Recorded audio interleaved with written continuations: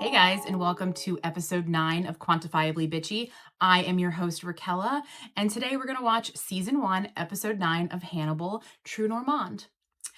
Now, before we get started, I want you to know that I already filmed like the first 15 minutes of this podcast with my fan on, and it was so loud, and I'm so pissed.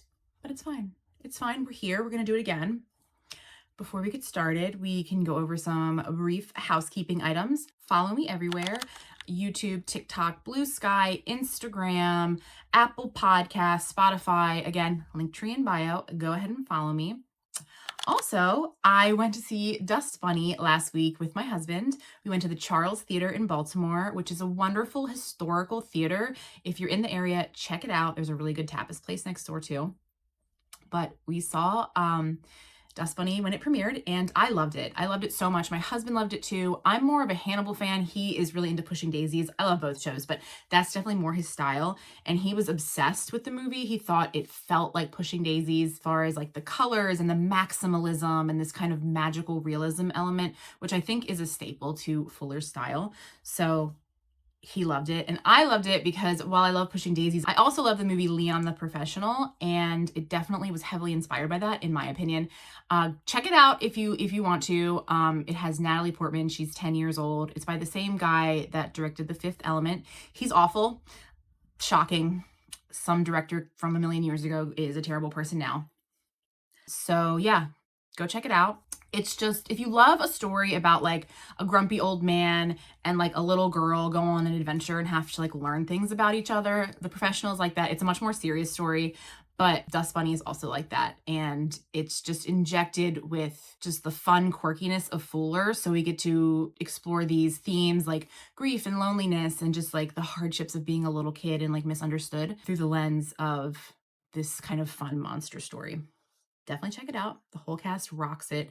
Sophie Sloane just steals the show. Like, she's so good. I want to see it again. I feel like with Fuller stuff, you have to watch it at least like 5 times because you know there's just going to be layers to it. But for my first watch, I loved it and I can't wait to see it again. So you guys should check that out. I hope you guys are having a nice December. I'm getting my ass kicked. Just like even today, like my chair broke. So if I slowly sink in the shot today, mind your business. It's my broken ass chair. I ordered a new one, but it's not coming till next week. So whatever. My husband and I decided to do just like little Christmas gifts this year because we want to save our money and go on vacation next year because everything is terrible. But look what he got me. I like, be so serious. It's like a tiny Frederick Chilton.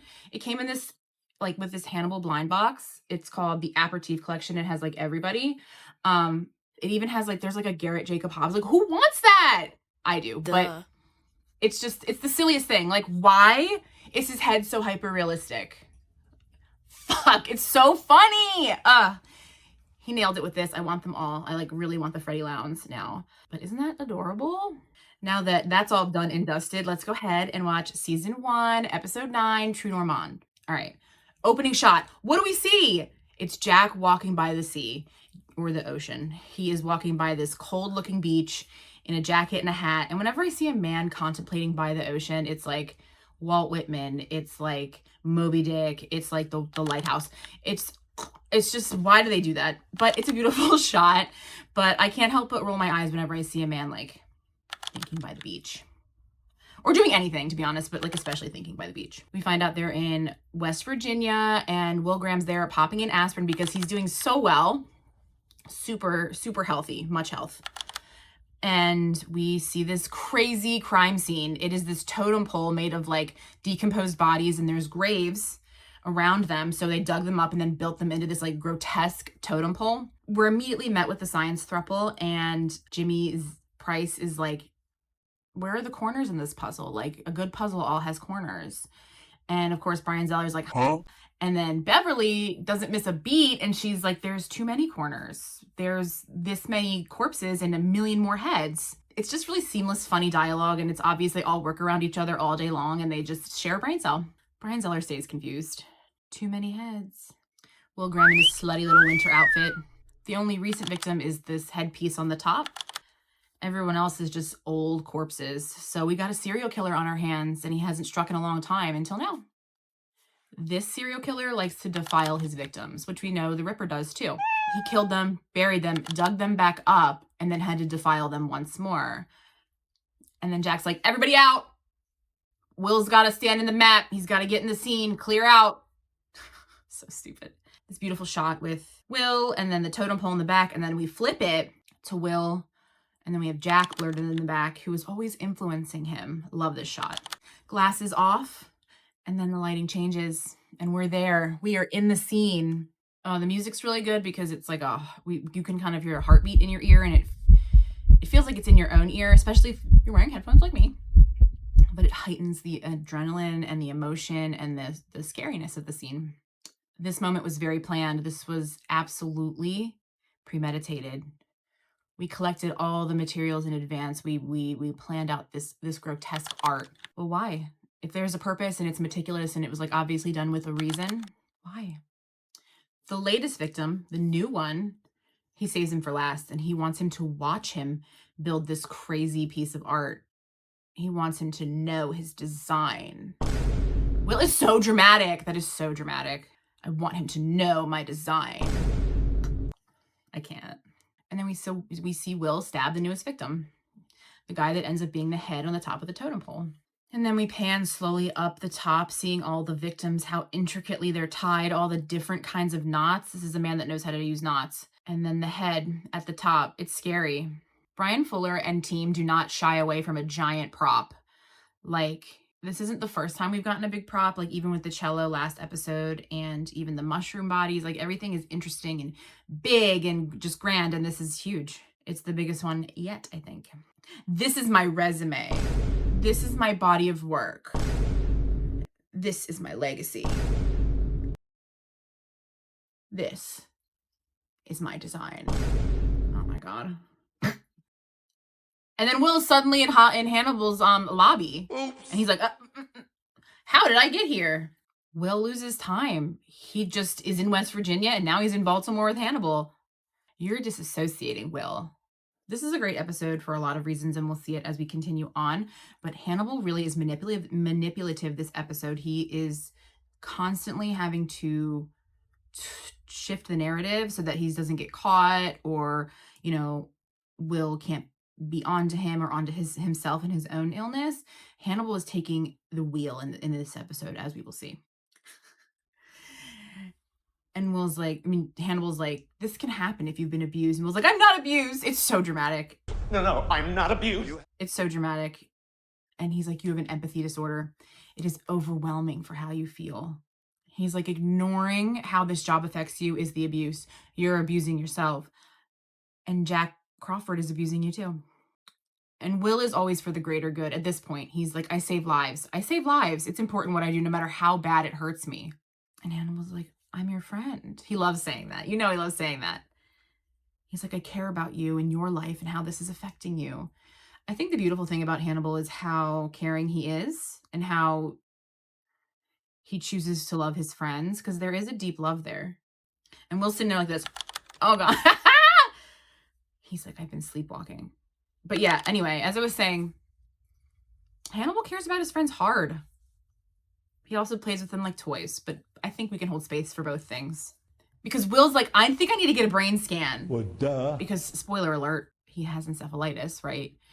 And Hannibal's like, stop! No brain scan, because Hannibal can smell the encephalitis. So he's wanting to see this play out, and he doesn't want Will to get diagnosed, because then all the fun is gone. He's so crazy. And he's like, stop looking in the wrong corner for these answers. He really tricks him and manipulates his trust here, I think. Not I think, I know. Hannibal's like, tell me about that crime scene. Let's change the subject. And Hannibal determines that because Will was faced with such a traumatizing scene, he lost time and his brain is fucking with him. And he's losing himself in this empathy disorder. What if he hurts himself? I don't want you to wake up and see a totem of your own making. Hannibal plays these people like a fucking fiddle. And it's so interesting because Will is really smart, but he's so vulnerable that he falls for Hannibal's kindness. And then we pan to Abigail Hobbs in therapy, looking all sad and talking about how her dad killed people. She plays like doe-eyed so good, and like it's very annoying, but just because she's so good at it. I don't trust people like this in real life. Who are just like, but like, will fuck your shit up. And it's revealed that it is either a dream or hallucination, and all of Garrett Jacob Hobbs' victims are confronting Abigail, being like, this is your fault. You should have just let him kill you so he wouldn't kill me. How selfish. We get this soft lighting like we often do with Abigail. It makes you just make her feel innocent. And then she's faced with Nicholas, who she killed. I think his name is Nicholas. And it's a dream. She's been haunted by dreams. Her and Will are like so haunted, and like Hannibal is just all up in that shit. Jack and Will meet, and he apologizes about yesterday. And Jack's like, what the fuck are you talking about? And it's like, oh no, he just like left, and like nobody thought it was weird because it probably wasn't weird. And Jack couldn't give a fuck. He's like, you weren't feeling like yourself? Isn't that like your job to like be in other people's heads? And Jack's like, is there something you want to tell me or not? And of course, Will lies. And because Jack is a good FBI agent, he's like, there's something you don't want to tell me, obviously. And Will reveals that all of the bodies affected him, and it was a bad day for him. And he was like, it wasn't obvious. Jack doesn't care. Jack is always putting it on Will. He's like, if there's a problem, you need to tell me, instead of when Jack sees problems with Will, because Will didn't say so, then we're just going to keep going, which is crazy logic. For someone that's so scared to lose him, like the way he lost Miriam last, like he is still pushing him so hard. We're back with Abigail Hobbs at her little psychiatric facility with Freddie Lowndes. Uh-oh, my girl, what could she possibly be plotting? Abigail has to sell her family house, her murder house, but won't get any money for it because wrongful death suits. And that is how Freddie Lowndes tries to manipulate Abigail into writing a book. She wants that book deal bad. She wants that paycheck. She wants that bag. And that's why we fuck with Freddie Lowndes. But this is a bad idea. Obviously, Abigail Hobbs has fucking secrets. The one thing about Abigail Hobbs is that in her, or like her whole life, it's just adults manipulating her around her, and just her having to respond to that environment. So I do think that's an important part of her character to understand. Because Freddie is like, I want you to tell your story. I want to help you tell your story. But obviously it's going to be a mess. But Freddie doesn't really care about like the consequences of these actions. She's always just going forward for the story. And everyone seems to think that Abigail helped her dad kill those girls. She's like, everyone will know the truth if you write a book, which is like not how it works. But Abigail's desperate and now has no money. And she's like, sure, let's do it. So we see willgraham teaching in his classroom, going over the current crime in his little conversation pit of a classroom, and how this current victim was meant to be put on a pedestal, was meant to be displayed. And like, why is the killer coming out now? But then we cut the lighting changes. We find out he was talking to an empty room the whole time. He's hallucinating this class. He's really starting to lose his mind. And Dr. Bloom is like, are you rehearsing? Are you good? Can I come see you? And he's like, yeah, I'm just losing my mind. This is a really good willgraham hair. Like really, really good willgraham hair. And this outfit is fucking great. And Dr. Bloom's wearing one of those rayon dresses that I hate, but she's fine as hell, so I will let it slide. She's like, it's very moody in here. The stance of him sitting on the desk, like, I understand why Hannibal wants this man so bad. Me too, babe. Me too. He's like, I promise I won't try to kiss you again. Don't ever make that promise to me, willgraham. Never.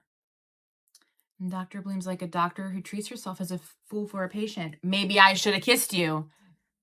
She's like, I regretted leaving your house. And Will immediately clocks it. He's like, regretted? As in you no longer regret? Because the punches just keep coming. She's like, I go back and forth. I want you. It's a bad idea. I want you. It's a bad idea. I agree. She's so pretty and so soft. And it's just like so feminine in this first season. So very like traditionally so. He's like, are you trying to confuse me? And she's like, no, I'm just trying to be honest. I won't lie if you don't. Hannibal likes making this promises. Oh my God. I won't lie if you don't. And then he like gives her these like puppy dog eyes. Girl, bye. That won't work on me. Dr. Bloom admits she has feelings for him, but she can't just have an affair. It would be real love. He's like, why? Girl, let's just fuck. And then she says something deeply hurtful, but like not untrue. She's like, I think you're deeply unstable, babe. And she's like, until that changes, I can only be your friend. I remember the first time watching this, I was like, I want it to change. I want them to be together. I'm an idiot. Just don't worry, I get there. I got there. We're good. And she's like, do you feel unstable? And he's like, yeah. And she gives him a hug, and it's a sweet moment because it's very obvious he like really just needed a hug. Sometimes you just need a hug. And he hugs her tight. I am jealous. And then we cut to Hannibal and Will and Abigail at the psychiatric facility, and they're both pissed about this book, but they're trying to be kind to her because she's a child, but they're like, please don't write this book. And Freddie was like, Abigail's like, Freddie really wants me to write about you guys in the book. No, duh. Bye, bitch. And Will is coming from a place of like, please don't do this. Like, it's a bad idea. And Hannibal's like, please don't do this. It's a bad idea and we'll get us caught. Like, I hit a body with you. Like, don't go to the press. Like, that's how you get caught. But she's a child. We have to remember she's a child. And Abigail hits him with the, just because you killed my dad doesn't mean you get to be him.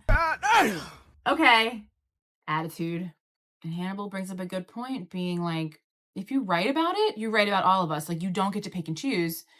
And she's like, I don't need your permission, which I think just puts you back in the mindset that she's a child. And it's like, yeah, you don't. Then why are you asking us then? And she doesn't have an answer for it because she's a child. She's definitely hiding something. She's clever. She's tricky, but she's still a child. Her brain is not fully developed yet, you know?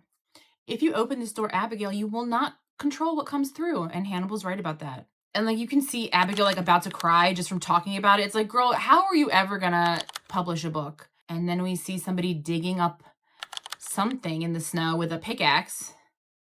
What is it? Oh, it's Nicholas Boyle. Who's digging him up? I can't.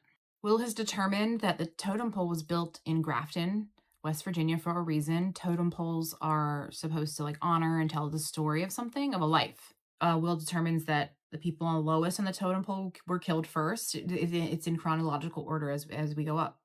William Grafton is the first body. He was murdered and his grave was robbed many years ago. Will determines there's going to be a connection between Joel Summers and Fletcher Marshall, the newest and the oldest victim. Just this nice circle tying it together. We find out that Nicholas Boyle turned up in Minnesota dead. His body was found in the woods, dead and frozen. Wonder who put it there. They can't tell when he died because of the freezing of the body, which is a great little trick. And Jack's like, I had the body flown down here. I want Abigail Hobbs now, and I want her to fucking look at the body and talk about it. One thing Jack Crawford is going to do is torture a child. Dr. Bloom is immediately against this. So is Will. I do think it's really interesting that Jack is like, no, she's involved in this crime, and is like very adamant about it, because a lot of shit gets talked about Jack Crawford, but we need to remember that he's right about a lot of things. There's just people influencing him and tricking him on purpose. Like, Hannibal does drive this narrative throughout the episode. And again, we get that, you know, he's right. He's a good detective. Like, he is a good FBI agent. He's considered one of the best. The person he is based off of is somebody who's like one of the best profilers. So he knows what he's doing, and he does stand 10 toes down on this. Where Hannibal knows the truth, and Will doesn't want to believe that she is capable of it. Innocence, a child, it cannot be corrupted, but he's wrong, obviously. And Dr. Bloom is, again, 10 toes down, being like, this is a bad idea. And she's always going to Hannibal for support, and he is always denying her, which I think is, a great, funny detail. She's like, don't you agree, Hannibal? And he's like, Jack can't be convinced, so, oh, well. I'm curious if it was because he's just like, I just want Abigail to get caught at this point. Like, I'm fucking done. Or if he trusts her to trick Jack. And Will's like, Jack is like, Will, you cannot be objective about this girl right now. And he's right. And Will's like, this could really hurt her. And Hannibal's like, she could be stronger than you think. Which is true. But she's also a child and like still kind of unstable. We get Dr. Bloom in this red ensemble. It sticks out. Everyone else kind of blends in because she does not believe in what's happening here. This is a great scene too, because we know that Abigail did kill Nicholas Boyle, and she's so convincingly just able to pull off being scared and sad about it. So it's like, under this logic, like up until this point, I genuinely thought she wasn't involved in her dad's murders, but this scene makes me question it because she's clearly capable of lying. And Jack doesn't stray. He makes her stare at the dead body. He makes her confront it. He doesn't give her the softness that everyone else gives, and that she kind of depends on to lie. Casey role plays this really great because she really convinced me that she was innocent when I first watched it. Like, Jack doesn't pull any punches. He's like, he was gutted with a hunting knife. And guess what, babe? You know how to do that. And Dr. Bloom keeps trying to be like, all right, I'm cutting in. And Jack's like, you're a guest, so you can leave. There's the door, bitch. Jack's like, where do you go when you escape from the hospital? I love her answer because she's like, sometimes the city, sometimes the woods. What kind of fucking answer is that? Sometimes just out. She's such a teenager. And this is true. Like, she definitely tries to get away from it. And like, some of this pain is real. I think Abigail channels her real pain into like very good manipulation. And Abigail's like, I didn't die in that house. I survived. Everyone's so dramatic this episode, like, obviously. But it does kind of show you like the fire in her. And she's like, I've only seen him in my nightmares. Dramatic ass scene. And he knows she's lying. And nobody believes him. And Dr. Bloom is pissed. Dr. Bloom is formidable, but Jack is the beast. He's just a powerhouse. It is revealed, though, that Dr. Bloom's like, she's lying about something, but this was not the way to go about it. And Dr. Bloom brings up a good point. And I think this is like such an important moment where she's like, I know Abigail's lying, but I trust Hannibal, who claims to have been there, right? So like, I trust Hannibal, which is her mistake. He has no reason to lie about any of this. Wrong. Cut to Hannibal looking out the window at Abigail's psychiatric hospital, all this blue. He's in the window. You see his silhouette. It's a great moment. It just shows you like the power, the darkness of Hannibal, the influence in this situation, I think. And Hannibal's like, I get why you wanted to see the dead body. He was a monster. And Abigail's like, babe, no, I just stabbed him. He's not a monster. Are you, Abigail? Hannibal playing mind games with this poor child. That's a child! And Hannibal's like, is that why you dug him up? Is this going to be in your book? And she's like, maybe I'll write about you hiding the body in it. And it's like, girl, don't fuck with this man. You has a grown adult. Abigail sees it as control. She's like, I won't panic about people finding him because he will be found. He's already found. I already did it. Nicely done. But it doesn't matter because she betrayed Hannibal's trust and jeopardized his life. And that's it for Hannibal. That's the line, right? So I think in this moment, Abigail kind of seals her fate. Hannibal lays it on thick, the guilt. He's like, I can't trust you. What if I can? I'm supposed to be able to. We find out the victim is the son of the first victim. So we find out Joel Summers is the son of Fletcher Marshall, and he was adopted because his dad died. But there was no DNA match. We find out that the mom was killed in a car accident a couple years ago. And they're like, okay, if it wasn't an car accident, like if it was a purposeful car accident, why wasn't she on the totem pole? And Will's like, because obviously she plays a different part. Maybe she was loved. Everyone on this totem pole was hated. We find out that Lawrence Wells was questioned about the murder, but he was never charged, and he still lives in Grafton, West Virginia. And Will determines that Fletcher Marshall, the first murder, was a crime of passion. The other ones were different. This one had motive. So they go to the home of Lawrence Wells, and he's sitting in a leather chair. All of his belongings are packed up behind him in boxes. It's like he expected them. And he's like, I knew you'd find me eventually, because Mr. Wells let him find them. Let them find him. He confesses to the murder of Joel Summers and Fletcher Marshall and 15 others. So he killed Joel Summers with the intention of him being caught, because he was never meant to be, whatever that means. He doesn't give really motives for killing others. He's like, I had to do it. They never saw me coming unless they wanted to see me coming. It's very like BTK killer, where it's like he fit into the community. He was a pillar of the community, but he was able to manipulate them and kill them without them seeing coming. And he gets off basically being like killing people and then going to their funerals and being like, I made it happen. And Jack and Will are like, you're going to be in prison for the rest of your life. And he's like, I'm old and poor. Like, that's better than any nursing home I'll ever be in. And for a moment, it feels really unsatisfying. He's securing his legacy. Will was so right about that. And he's like, I won't be forgotten in prison for my legacy, for my crazy story. Legacy is really important to this man. And Will really hits him with the 1-2 punch here. Will is like, children are the real way to have a legacy, right? And he's like, did Joel know his father?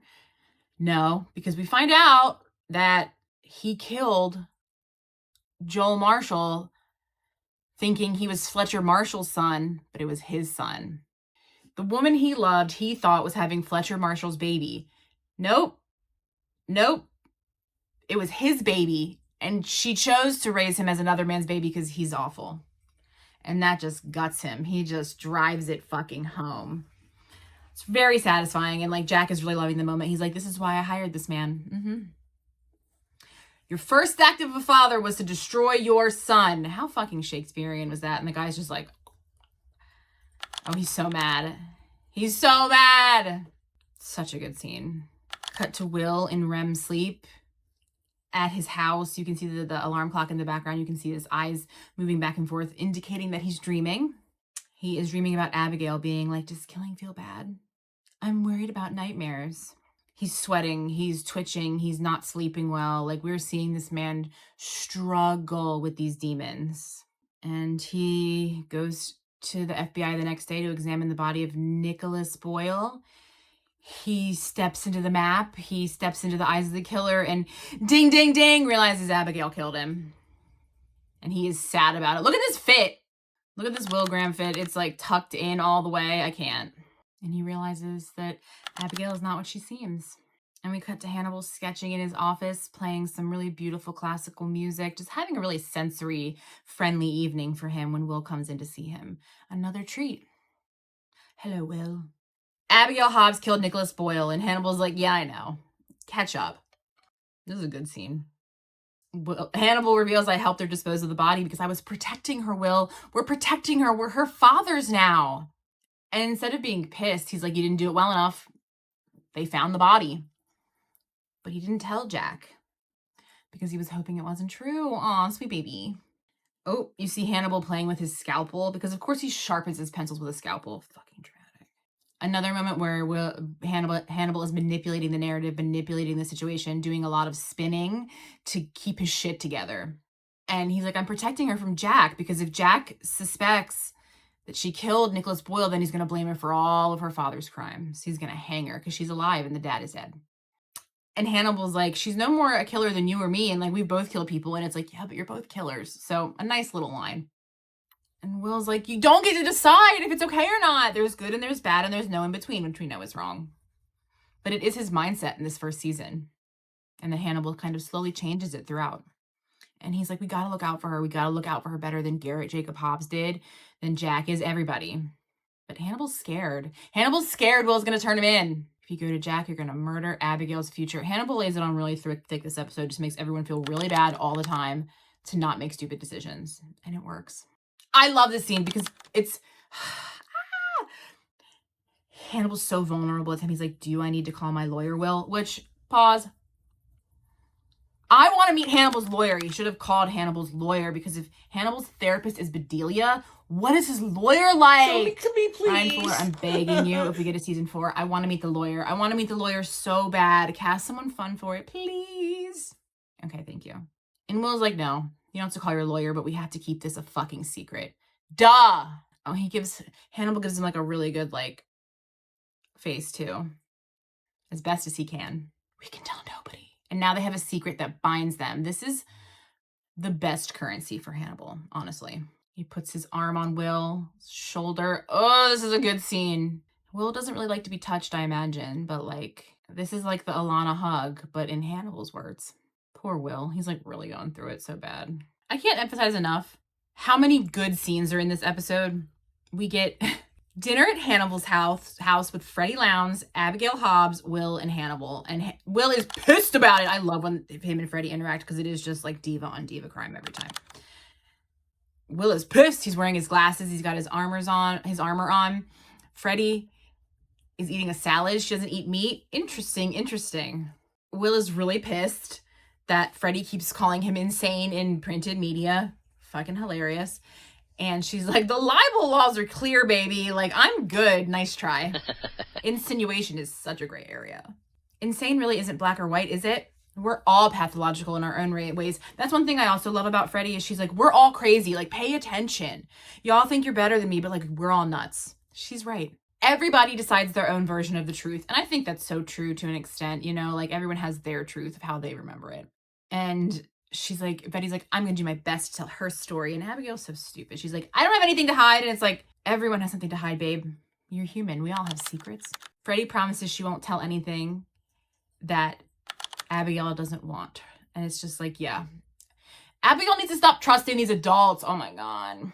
They all claim to want what's best for Abigail, but do they? Do they? I think Will wants the most what's best, but I do think he's also like dealing with his own father trauma with all of that too. And Freddie's such a bitch. She's like, This is the best salad I ever had. Shame to ruin it with all that meat. Girl, you've eaten people too, let's be real. And then cut to Hannibal and Abigail doing the dishes together.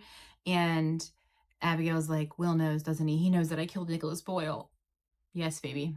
Both of your dads know. Hannibal kind of calls Will out here. He's like, Will will keep your secret because he doesn't want you to be portrayed as like bad. You're the only nice, good thing in his life. Like he's not going to taint it for himself, which is incredibly selfish. And I don't think Will realizes it, but I do think it's his like pathological need to believe in the good of others. And Abigail kind of shatters that mirror for him. But then Abigail has a breakdown and is like, I helped my dad kill those people. I helped him.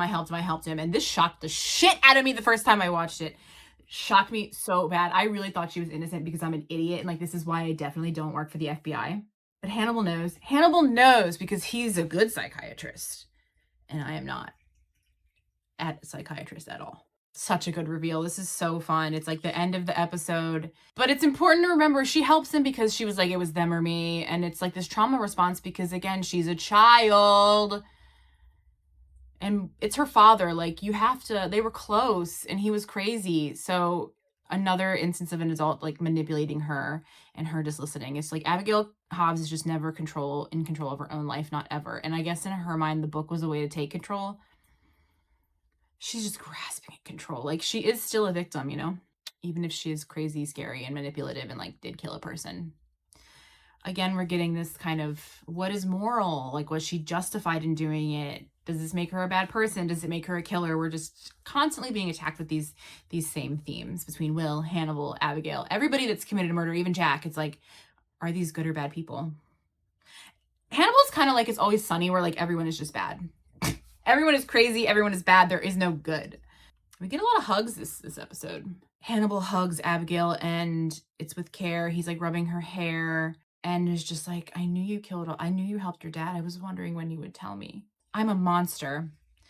We love the word monster in this series, and I think it's because Fuller loves a good monster story, right? And of unconventional or otherwise. What is a monster? What makes a monster so? And well, Hannibal promises to protect her. But can we trust him? Nope. Trust no one in the Hanniverse. And we get this nice montage of Abigail befriending these victims and making them feel safe and helping her dad pick his next meal, essentially. Garrett Jacob Hobbs, actor, getting paid in another episode. Get your money, boy. And you watch Abigail recruit these victims and you can tell she's scared doing it. Like you see the vulnerability on her face. And I do think that fear is real. It's just she is also able to commit these like crazy crimes. And then the episode ends. It ends on this like black and white cutscene of a memory of Abigail recruiting girls so her father can kill and eat them.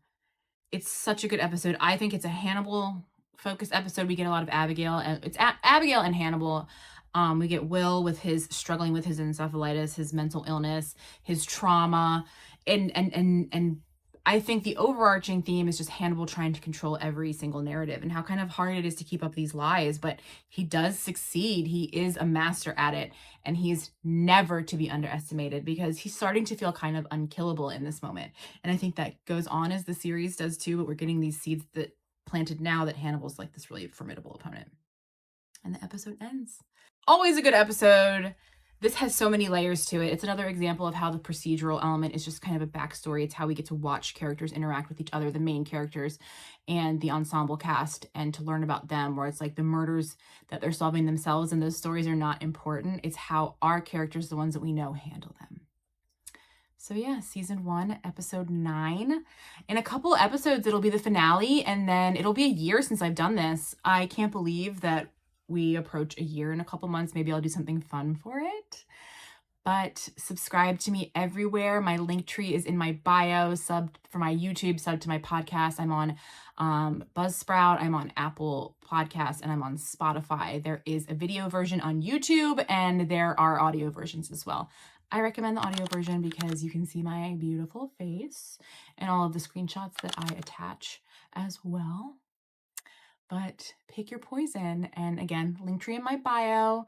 I will see you guys in a month. I hope you have an amazing holiday and New Year. I hope it goes by quick, and I hope that everyone's nice to you and you get what you want. Love you. Bye.